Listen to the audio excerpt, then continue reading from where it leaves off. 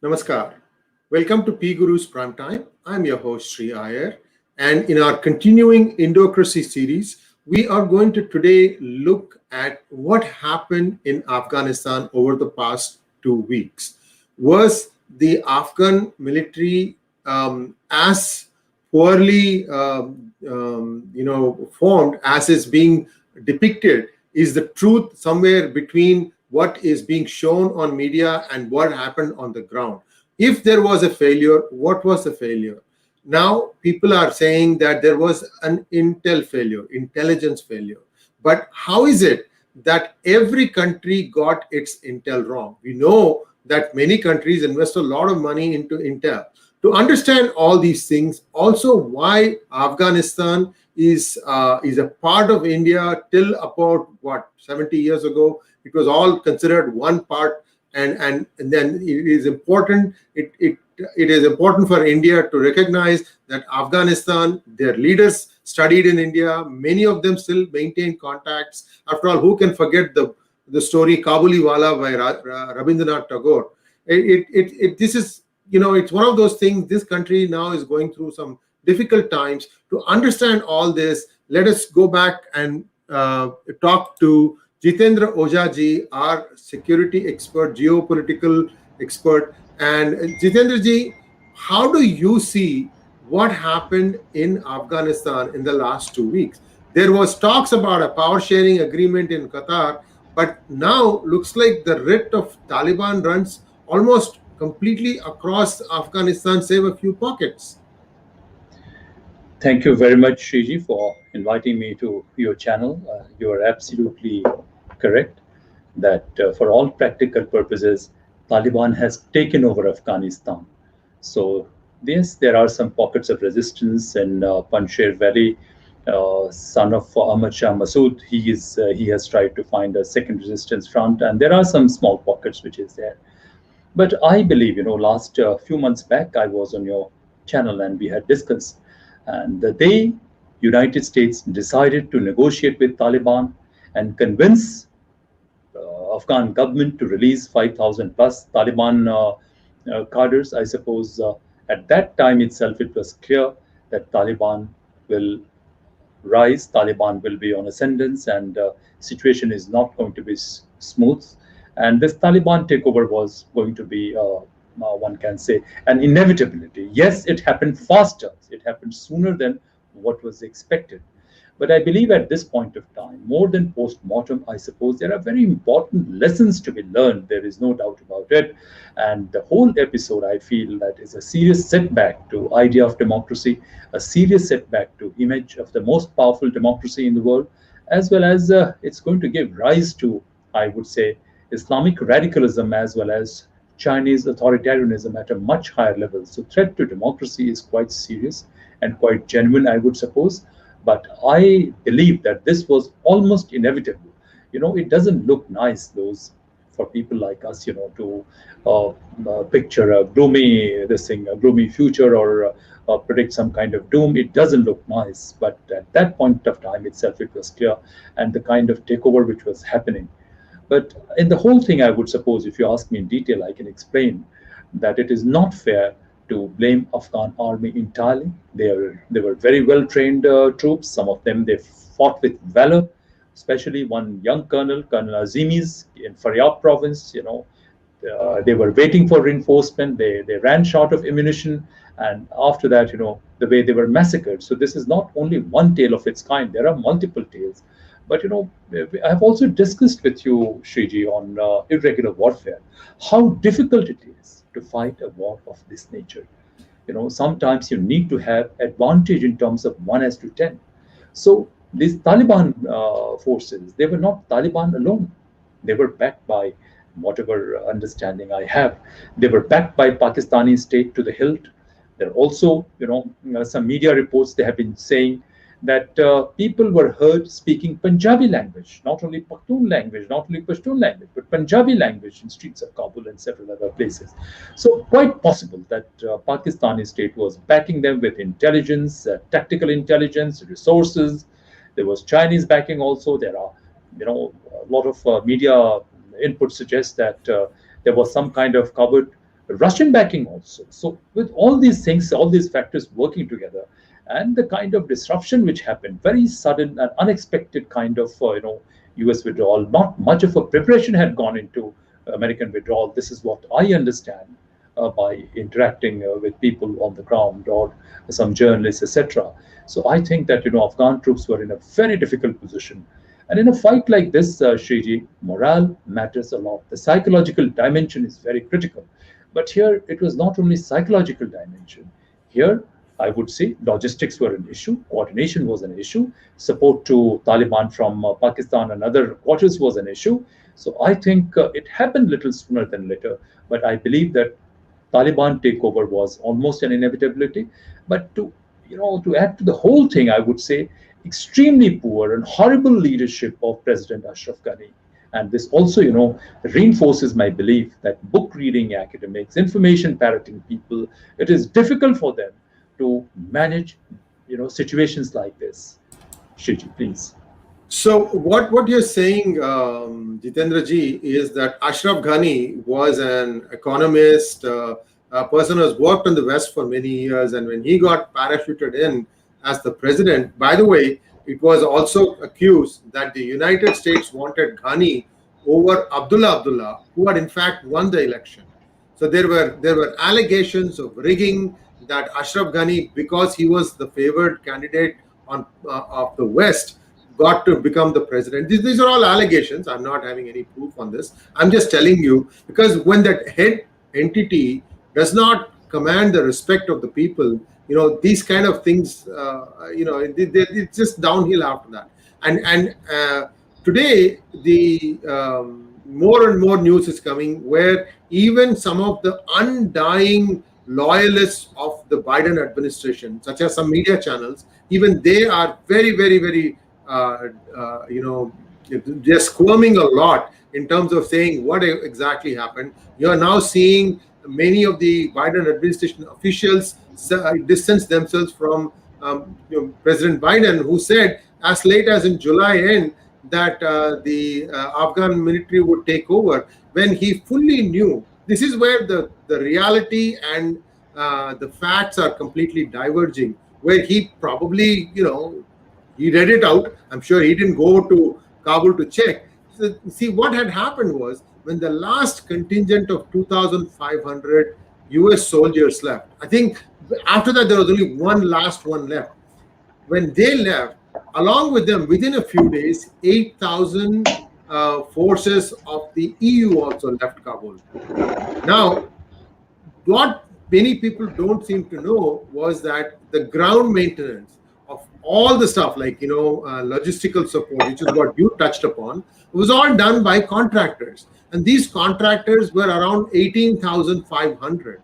And they also left, because it is like, a sinking ship, everybody to their own. So when it came time to stand up and deploy the Air Force, they had pilots, but they didn't have the ground staff to coordinate the whole thing. This is what is one of the things that the Afghan army is saying, that they cut us off from our leg. And this is incredibly poor planning on part of the United States. I cannot fathom how US, which is going into a battle almost once every 2 years, did not know that if their army withdraws, that the entire logistical support given by a bunch of contractors, which the United States was paying, are also going to pack up and leave. So how is it that the US designed it so badly? And maybe you can tell us, from talking to some of the people who are part of these forces, who saw what played out, the reality of the situation once this 18,500 left. I want you to be candid, Jitendra ji, as much as possible, because I think the world deserves to know the truth. There is something there. There is a huge disconnect from what is being fed to us from the media as opposed to what really played out on the ground. I entirely agree with you, Shriji, because it's not an issue that pertains to Afghanistan alone. A development of this nature, this kind of blot or on the image of United States, or this kind of setback for United States, is extremely dangerous for peace, stability, and security in this region. This is going to embolden forces of radicalism at one level, and a very opaque kind of power which has been threatening so-called, you can say, domination. I wouldn't say domination, but worldwide US presence, and it wants to replace United States as a major power in this region. So it's very important that instead of doing just post-mortem and trying to blame people, we try to understand this issue, reflect, and then move forward, because we have to learn. All said and done, I don't think that we have to run down Taliban. They have come to, they have captured power. And yesterday at press conference, this Abiullah Mujahid, he made some very encouraging statements. But there are a lot of doubts. There is no doubt about it. It's still not an ideal situation. But I feel two, three things I would say. Firstly, about US President, a little sad, maybe he did not have correct briefing as such from his people, and this assessment has certainly gone wrong. But at this point of time, I would urge, if I have to advise someone, not to indulge in any bickering, even United States or in other democracies. People need to stay cohesive. There is no second opinion to this. I understand that there was cost. People in United States, they are very justified in feeling that a lot of their own people were young people were dying, and the cost was very high. But at the same time, in larger context, I believe the whole thing, you yourself have pointed it out, it was done in S. What you have said, about contractors is very correct. My understanding, based on interaction, is such that even for water, for generators, isn't it, fuel, everything, the Afghan forces depended upon these American logistics and American contractors. They said that even when it was possible, these things should have been handed over to them. So, but still, it is not proper to blame entirely on this. This was one of the factors, but a very important factors. Logistics was an issue. I mentioned to you the episode in Faryab. They kept the young colonel kept waiting for it. That was one dimension. But it's not that United States alone has to be blamed. There were things wrong from Afghan side as well. You mentioned about this President Ghani being paratrooped. Yes, in retrospect, when we look back, his leadership was wanting. He didn't prove to be a powerful leader, a leader who was committed to his people, because at this moment or this point of time, he failed in multiple ways. But I have some other issues also. We can't explain. This subject is such that even if you write a mammoth encyclopedia, that would be insufficient. But briefly, I'll explain you 2-3 points. One issue was that 6 to 7 corps commanders, they reshuffled. Of course, Ali Zai, he special forces, this thing, he became army chief some time back. But most of the corps commanders which were appointed, they were people who had not fought battles. They had not led battalions, good number of them. They had not led battalions, they had not led brigades. Because and they were straight away, they were started commanding div, or they became corps commander. And this kind of interference in troops, this was dangerous. It was bad for their morale. Most of them, they did not have acceptability within troops. Secondly, I would say, in many of the units, the vacancy level, because, casualties were there, vacancy level was as high as up to 70%, So you have bad leaders in the battlefront, people who do not have experience of leading their troops at battalion and brigade level, which is very critical. I have, trained part of it, our defense forces, also interact with them and realize how important it is to command a unit, command a battalion and brigade. Unless and until you have done these things, it's difficult for you to take decisions and understand. And good number, virtually all corps commanders were less than 45 years of age. So it looks very nice, that you have young corps commanders, and some were less than 40 also, couple of them. But at the same time, with lack of experience, with lack of acceptability, you create problem. Secondly, just few months now, the case comes of Hamdullah Mohib, the National Security Advisor. Do you know what was his qualification? He was an IT man, less than 40 years of age, young man, brilliant. And his sole claim to fame was the proximity, or this thing he enjoyed, of President Ashraf Ghani, loyalty to President Ashraf Ghani. You keep loyalists and you don't worry about your core competence. It's dangerous, Shriji. This gentleman, again, tried to work in a very bureaucratic manner, had IT was only this thing. One assignment he had done in the United States as a diplomat, very little knowledge about troops.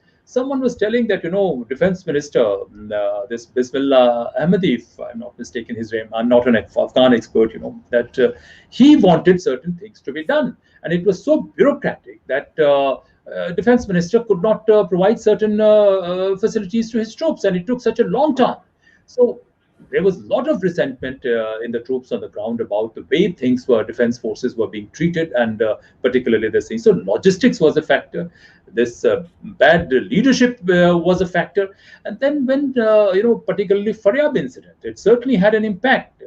They feel that it was entirely due to bureaucratic apathy. Can you excuse me? Can you explain what really played out? Because this has also been mentioned by the last leaving general from the United States.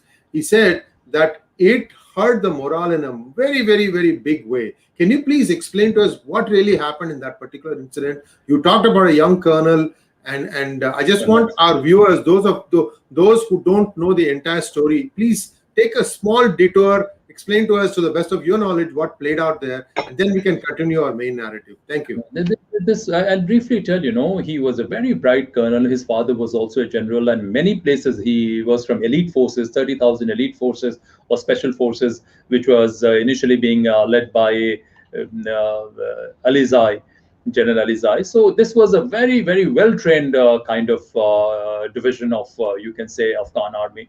So he had very powerful reputation, very dynamic, well exposed, well trained by US. So he took on many places. He used to take on and recapture posts from Taliban. So they were fighting, and they ran short of ammunition. They kept waiting for reinforcement, which never came. And this is not, I can't vouch for correctness, but the grapevine, which is with journalists and other people who is there in Kabul, that whenever even defense minister wanted to provide some reinforcement or something, they would say, okay, this is not available, this will take so many times, 3 days have passed, but we will do in this at this pace. So he kept waiting for ammunition and reinforcement, and the Taliban they were just a small number, I am told, a very small unit was there, a company's strength or a little more than that, and Taliban were virtually 10 times more than them. So eventually, naturally, it was not possible for him to withstand, and they slaughtered each of these soldiers. So this is what I'm telling. It had a bad impact. So it's not that all Afghan troops they didn't have will to fight. We should not utter this thing, because there were far too many complexities. As I told you, leadership. If somebody says, what is the biggest cause and what is the biggest lesson that has to be learned, I would say leadership, leadership, and leadership. Not one leader. You need to create a culture of leadership. So this kind of bureaucratic approach, this kind of delayed approach, especially in a battlefield where you need flexibility, you need your people or your system to work decisively and swiftly, it did not have.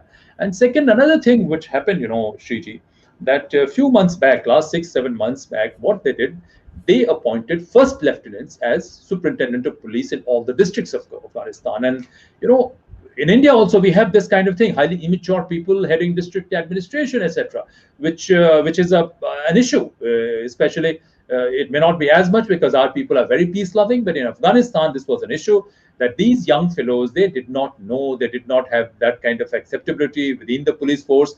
They did not know how to approach elders, etc. They landed up antagonizing quite a few of elders. So people certainly did not like Taliban, but this government's working, Ashraf Ghani government's working, was also something which antagonized, alienated large number of people. And what these Taliban people did, with help of Pakistanis and all logistics, they were getting up-to-date information and intelligence at one level.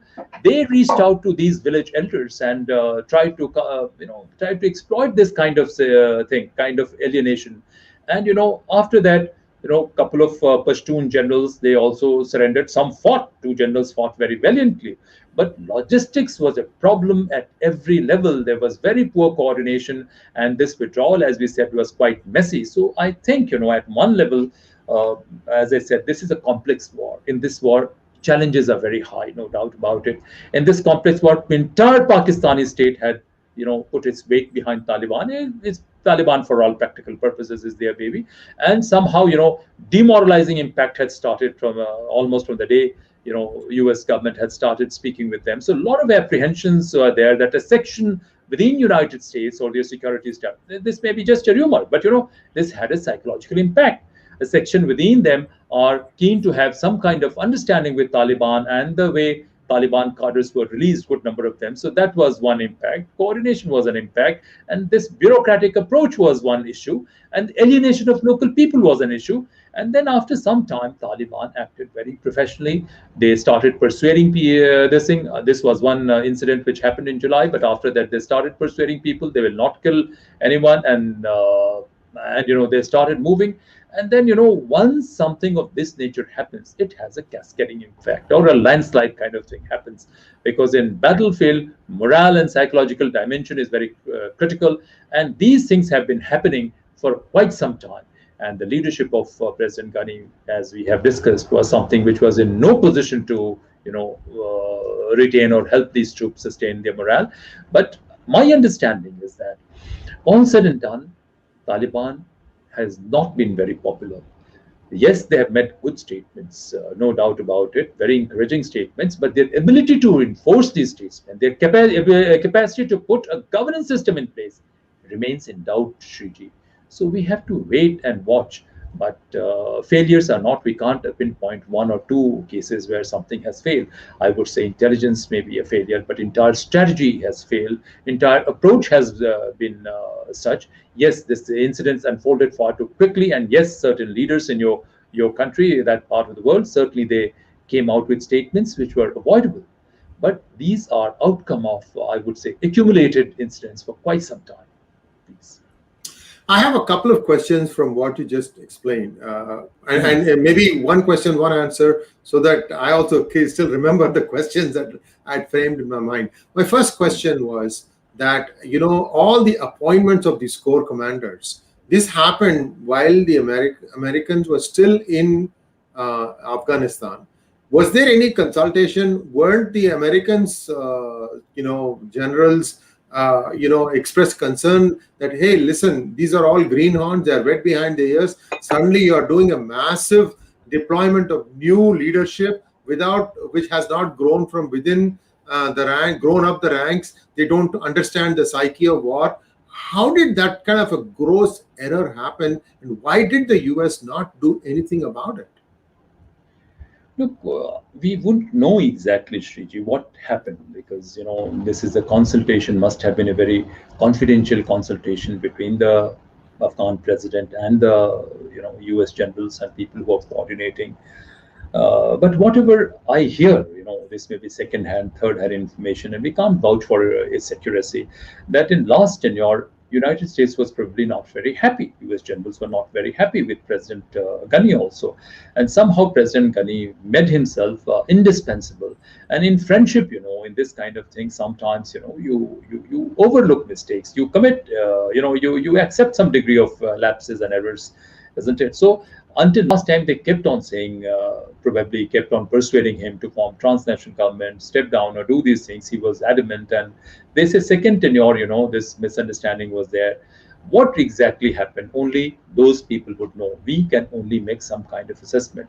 But whatever it was, probably even United States people, their special envoy, and others, they probably failed to persuade, failed to appreciate, failed to persuade. When we write history, it will go only in these languages, because whatever, even if someone says that, okay, I did try to speak, so certainly there will be one issue. They failed to appreciate gravity of this situation, and they failed to persuade.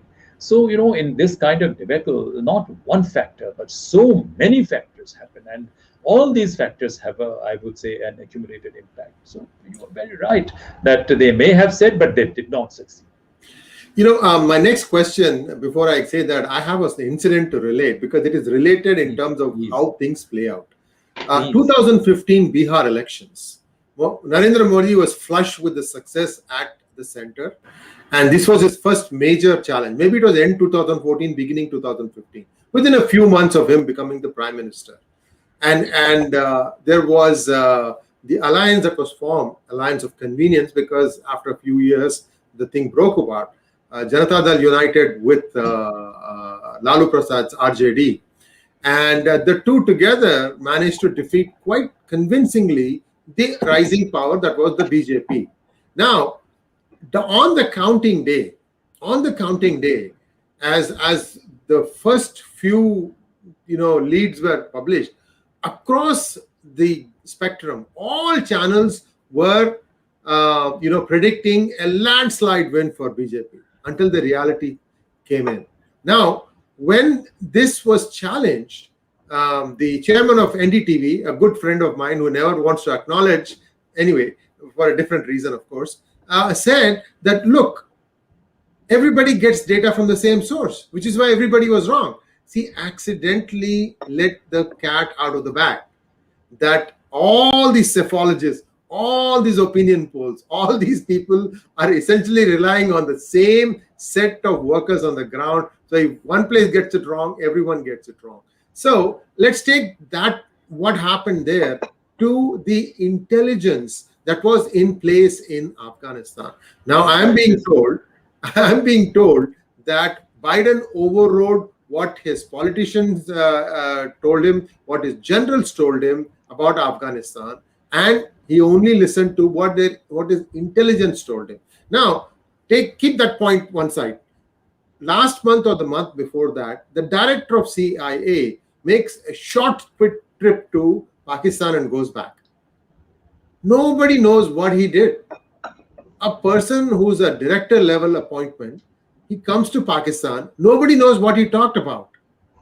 So I am seeing, okay, so that is the other part. The third thing is, in other experts who have come on this channel have said that even Pakistan didn't know that the occupation of Afghanistan was going to be so swift. In other words, even Pakistani intelligence didn't know what was going to play out. Because now there are talk coming that there was some sort of a match fixing, that they wanted as less bloodshed as possible, but they wanted them. I just don't know what is the truth and what is the reality. Maybe you can unravel for us. How is it that country after country got its intel wrong? I don't know this thing. How did they get it wrong? And it would also not be proper, because even if some friendly countries, they had this correct assessment, it's not appropriate to spell out something of this nature. But leave aside them. When we spoke on your channel, we were very clear that this is inevitable.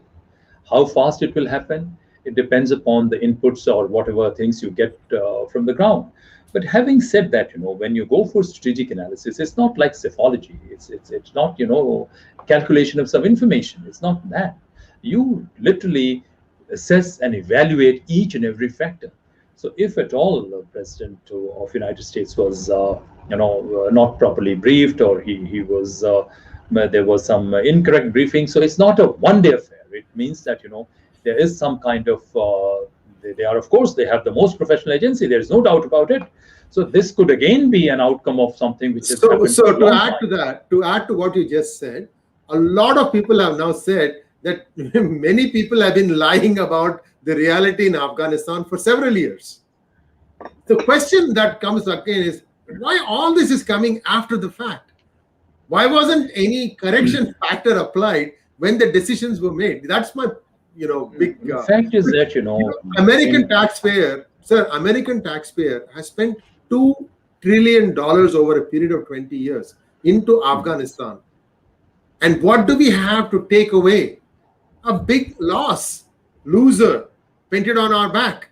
So it is very, very hurtful. You are going to see the impact of this in the 2022 congressional and Senate elections. I'm 100% sure that Biden has lost it for the Democrats by doing what he did and also being flippant about it. See, that is the other thing. You made a mistake, you come clean and say, I relied on this, I made a mistake, I'm sorry, let's see how best we can move forward. None of that is happening. He has cocooned himself back into his his chambers. So there is something really, really, really questionable about the way the US president is acting. Leave that aside. My question again, sir, back to you. So intelligence may not be shared outside of that country, but surely with so many people having so many things happening, what exactly is the truth? Because now I'm also hearing, and I could be wrong or right about it, a lot of Punjabi being spoken in addition to Pashtun in Kabul, which means which means that the Pakistani troops were embedded amongst this Taliban. I have another expert say in another YouTube program that in every group of Taliban, there was at least one member of the Pakistani army, one member of the intelligentsia, always embedded. These are like embedded, journalists covering war. They had these people. So where is the truth? Is that true? Not true? What are your thoughts? I think I'm trying to answer my questions. My answers are briefer than your questions now at this stage. So you are absolutely correct. You have been speaking with a lot of people, Shriji, and certainly you have a fair idea. But as someone, I'm not only security I talk about governance, I talk about democracy, and because of from security itself. So I would first thing, if I have to advise people, in democracies, to stop looking at issues from the point of view of election. Okay, at this election, this party is going to lose, and that's it. So we have a contentment, satisfaction. This government has committed mistake, and at this election, it will pay a price. But I think, the damages will be far higher than an election debacle for any political party or any political personality, because this kind of setback to image of the most powerful country is dangerous, Shriji, because of, it will virtually embolden, as I said, radical forces and authoritarian forces to take on the world, and there can be serious, developments all over the world, I would say. Secondly, you are talking about errors, that why these errors did not come in open. Statecraft requires a high degree of secrecy in several areas. But yes, secrecy does not mean that, you cover up mistakes. Secrecy means that, okay, fine, you come to know about these errors, come to know about these lapses. But what is important, that what remedial measures have you taken to address these lapses? So certainly, if people are lying or this did not come out in media, I'm perfectly all right, as an expert or as whatever you can say, perfectly all right that these information did not come out in media. They should not have played out in media, because it was extremely important that cohesion of this unity or this allied forces and Afghan government, this was maintained. But we cannot. It's time that we ask questions.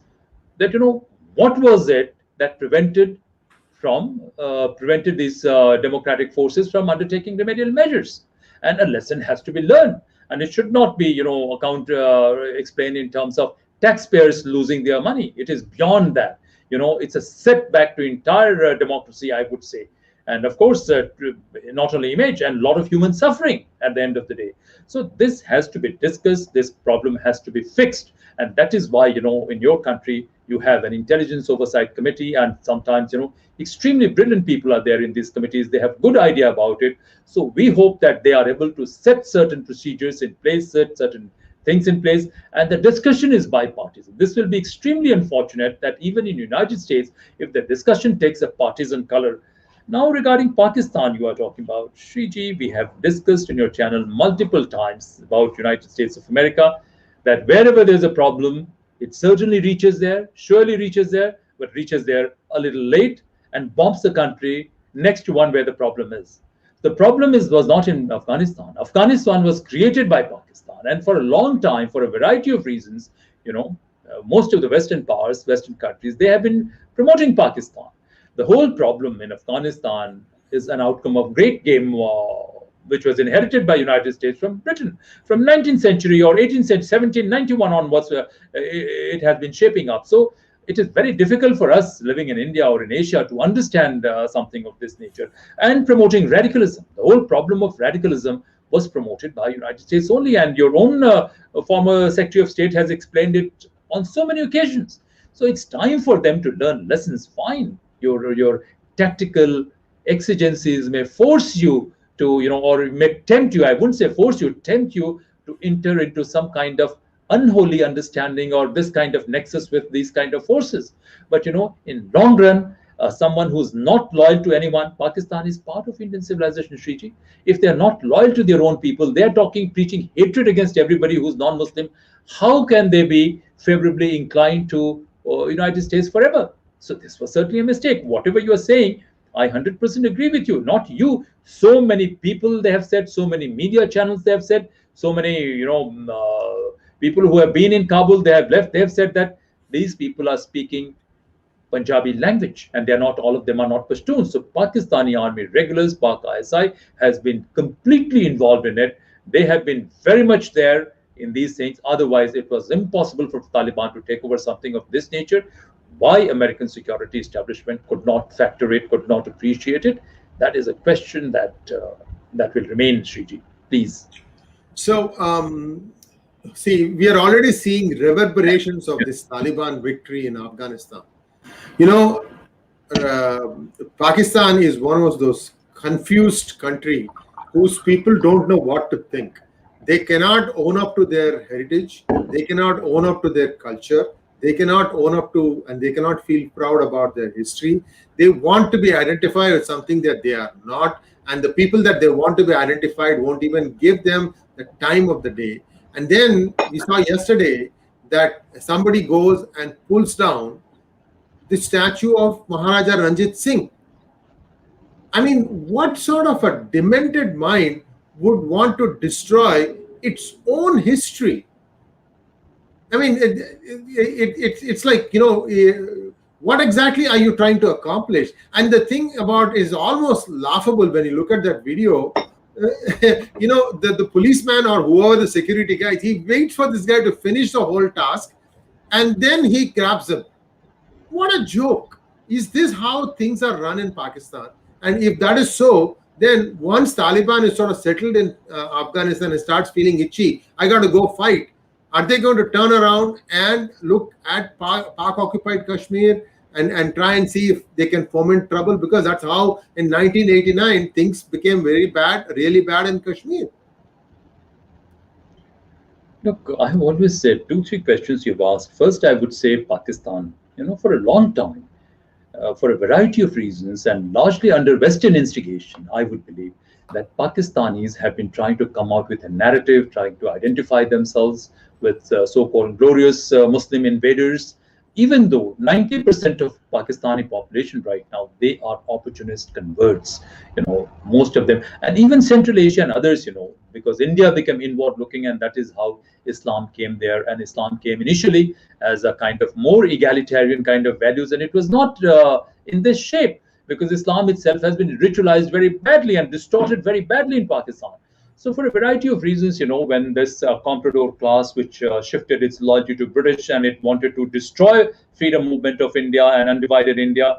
So this group, they just tried, you know, their level best to, you know, cultivate, foment, and take the idea of radicalism, radical kind of identity to a very different level. And whenever this sustained propaganda happened, Shriji, you remember Khan Ghaffar Khan, Frontier Gandhi. They Khan didn't want to Abdul Ghaffar Khan, right? Khan Abdul Ghaffar Khan, Frontier Gandhi. They never wanted to be with Pakistan. Baluchis never wanted to be with Pakistan. Sindh, the population of nearly 40% plus Sindh was consisted of Hindu Sindhis. So, you know, the biggest man-made carnage which has happened in human history in recent centuries is partition of India. So after that partition, this comprador class has been literally cultivating Islamic radicalism, and very sorry to say that West and especially United States has been extremely, sections of United States, their security establishment, they have been extremely ambivalent. Even you read a book by B. Raman, that what was their response to 1993 bombings by these fellows. But you know, we cannot blame leave everything to them. Yes, India has also not handled the issue of radicalism that effectively, that smartly. That is one area. So Pakistan, this thing you said regarding, I would say, Taliban trying to you know, fight and take on Pakistan, that possibility is there. Maybe Pakistani army at this point of time is very confident. They believe that they will be in a position to contain Taliban to a level because of their grip, the kind of grip they have over Taliban, and they will be able to control them.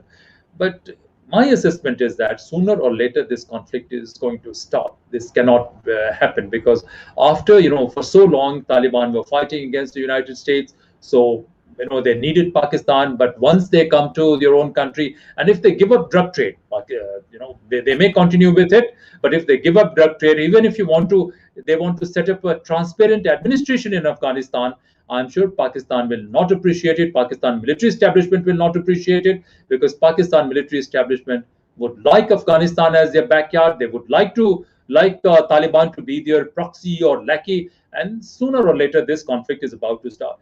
Secondly, I would say that if Taliban is not able to work out an effective transition of its fighting cadres, because fighting cadres know only one thing: how to fight.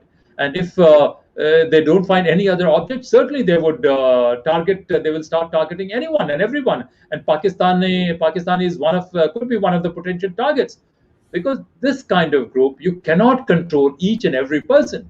It's possible that after some time, some set of cadres at some level, they may splinter, they can come up. Tehreek-e-Taliban Pakistan is one example. So there will be more chaos, more turmoil in this region. But unfortunately, the character of Pakistani elite has remained one of, I would say, self-seeking debauches. They are neither committed to Islam, they are not committed to even their country, they are not committed to mankind. This is a very different kind of class in itself. They are people who accepted Islam out of opportunism and fear. They are not even proper Muslims also. Most of them, if you speak to them, they will say, oh, I was Turivanchi Rajput Musalman, because that sounds very, very glorifying. Whereas, if you read history, many places, Indian Julahas who are Hindus, they could not pay jizya, so they embraced Islam. And certainly they had these demented values. And Islam, all said and done, is a beautiful religion, I would say, Shriji, because it was far more egalitarian. You can be equal. So I'm not trying to run down any of this thing. All communities are wonderful. But this brand of opportunist people who converted to Islam for their own personal benefits and pretending to be super elite of this subcontinent, this is ridiculous. And this super elite first acted as a stooge of whom? West, against their own people.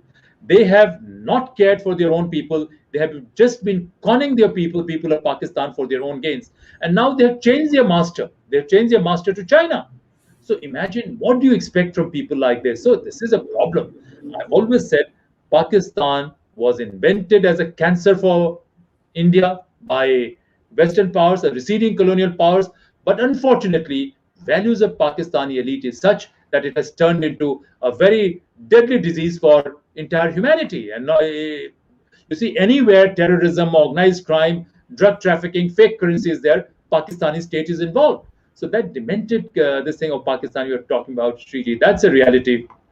I believe that all open societies, they have to target organized crime. They have to keep this Pakistani diaspora under closer watch, because it's no longer an issue pertaining to India or Asia. Sometimes they tend to place India and Pakistan on the same pedestal, which is very, very unfortunate, very myopic.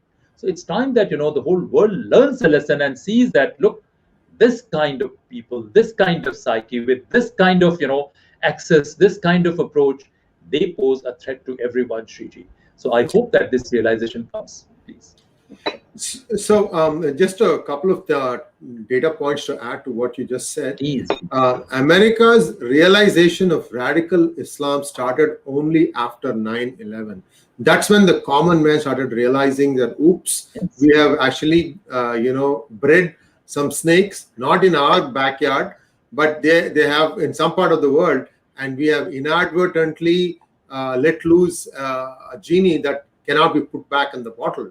You see, now what has happened is 20 years later, we now have these apologists who seem to have the upper hand, especially in the Democratic Party, going by the name of progressives. They have figured out a way to get elected from a particular constituency. They will not be able to get even a site council election win outside of that constituency. But inside that constituency, they've got things pretty bottled up tight. And these are the people who have become the spokespersons for the Democratic Party, which also happens to be in power today. So I, as an independent American, I'm not a Democrat, I'm not a Republican. I am really, really aghast at how fast America has fallen since 9/11. I mean, you can show the stock market and say, oh, great, we are doing all this stuff. But all these things have a use-by date. Anyway, let's not diverge from. No, I will just answer this. I will answer this one thing. Please, after you finish your question. So what I want to do is the last thing, because we're already into 44 minutes. Time just flew today. I just want you to after answering my question, what lies ahead for India what kind of fortifications that India have to do to secure itself from a possible cultural and physical invasion of a Taliban-led proxy group. Firstly, regarding you said large sections of West, I would say that they have somehow been under some kind of pressure out of compulsion or something. They have been supporting these radical forces.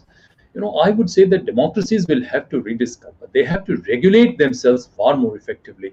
There was case of one Galloway, I don't know, David Galloway or George Galloway, this was the name I'm forgetting. He was a hardcore pro-Pakistani listener.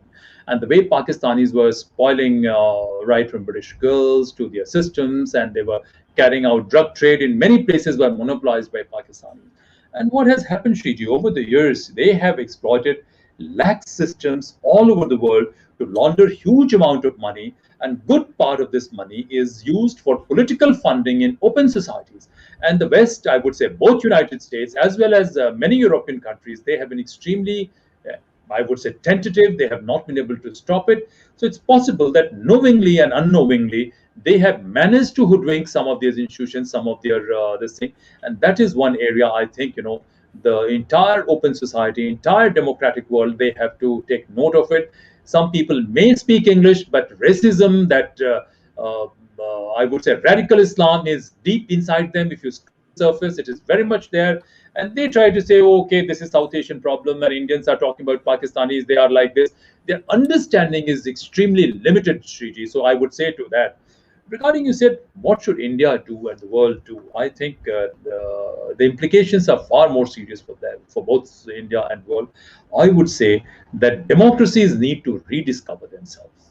Democracy is not a problem of Afghanistan. It has only demonstrated that despite having all the resources, despite having such technological prowess and financial muscle, the biggest democracy in the world, it could not conclude this war in 20 years. And the moment it left, things collapse. So there has to be something wrong. It's not sufficient that we blame people in some country. 20 years is a long time to build democracy anywhere. If in 20 years we cannot build democracy, we are trying to say democracy is impossible. Are we trying to say that? I'm sorry, I don't think that is a reality. So we need to do a lot of rediscovery, and this I'm not going to spell out these details in this talk, this conversation, but wherever there's an opportunity, I will discuss this also, and this is not new. I have been talking about it for almost decades. I address, young students almost in many universities more than 10 years back that we have to go beyond this democracy because this model of democracy is in no position. Regarding India, you said, I would say first thing which as Indians we need to do is to step out of this psyche that we have to defend, we have to protect, and we are indifferent to outside world. I'm sorry. You cannot defend yourself if you keep fighting wars on your own territory and you be oblivious of what is happening. I said on your platform or some other platform, we do not have to ape America, we do not have to ape China, we do not have to ape someone, but we need strong capacity to influence, shape things around us. Right now, how to go about it? Of course, I would say we should not antagonize Taliban. They have said wonderful things. It is very important that Taliban, with whatever limited degree of Islam also, if they come out, they shape themselves on lines of some of the West Asian states like United Arab Emirates or even Saudi Arabia. If they are somewhere in between this, it should be perfectly all right. I'm told some Talibanis have gone to mosques and temples and this place, assured to protect minorities. If this happens, I'm sure India should try and reach out to Taliban and give them support because they have said wonderful things. People, of course, number of women in streets of Kabul, people are saying that these have declined. They are dressed up far more conservatively, not like traditional burqa.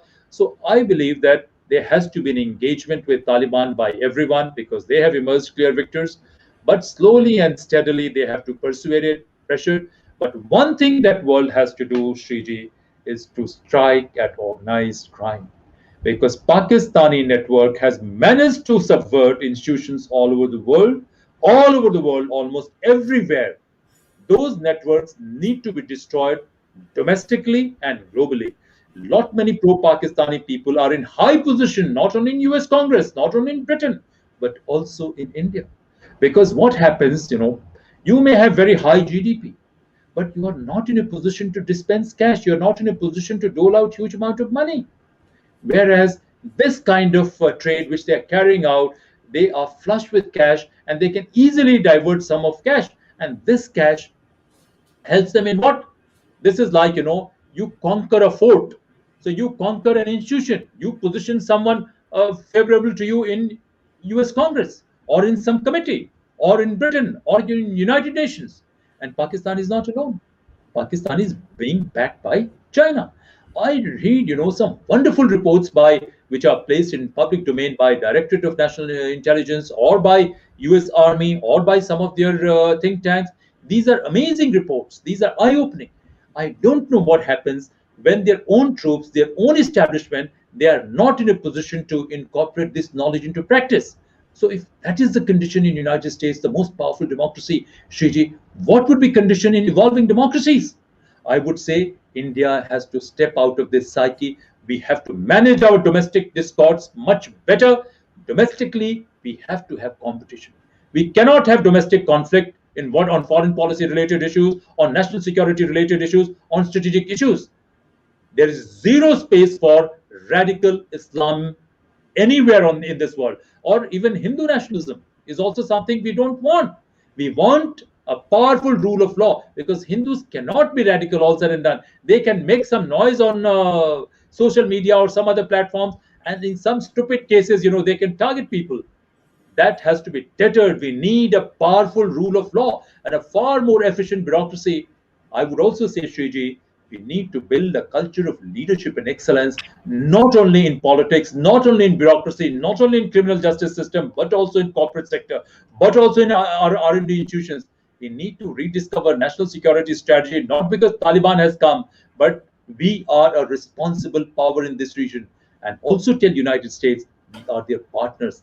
United States also has to say, whenever they engage, whether they engage Afghanistan or any other country or India, they have to act as partners. They have to shun their 19th century psyche, and there has to be a learning from both sides, because the values which were enshrined in Universal Declaration of Human Rights, UDHR, those values remain sacrosanct, and those values cannot be protected by rogue countries like Pakistan or some others, or even China. They cannot protect, because threat to mankind is quite serious, quite genuine. And even the so-called corporate leaders and great leaders in your country or in my country, they think, they can juggle here and there and protect themselves. I've told them on many occasions that their security will also come under threat, Shriji. So some points I have listed it out, but if there's a requirement, the details have to be discussed. This is what I have been doing. This is what I've been doing all my life, that how can we make India stronger, and how can India contribute to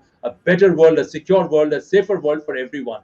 So I think first thing is that we change our psyche, we start valuing merit, we build a culture of leadership, and we pursue excellence. If we do that and we curb our ego, first thing, the biggest enemy of India is that, we say two Indians, if they learn to interact with each other by giving mutual respect, that we are something that we're trying here, I'm sure we can contribute far effectively to a better world with integrity, of course. Thank you, Shriji. And thank you very much, Jitendra ji. And viewers, I just want to add one little thing before we sign off.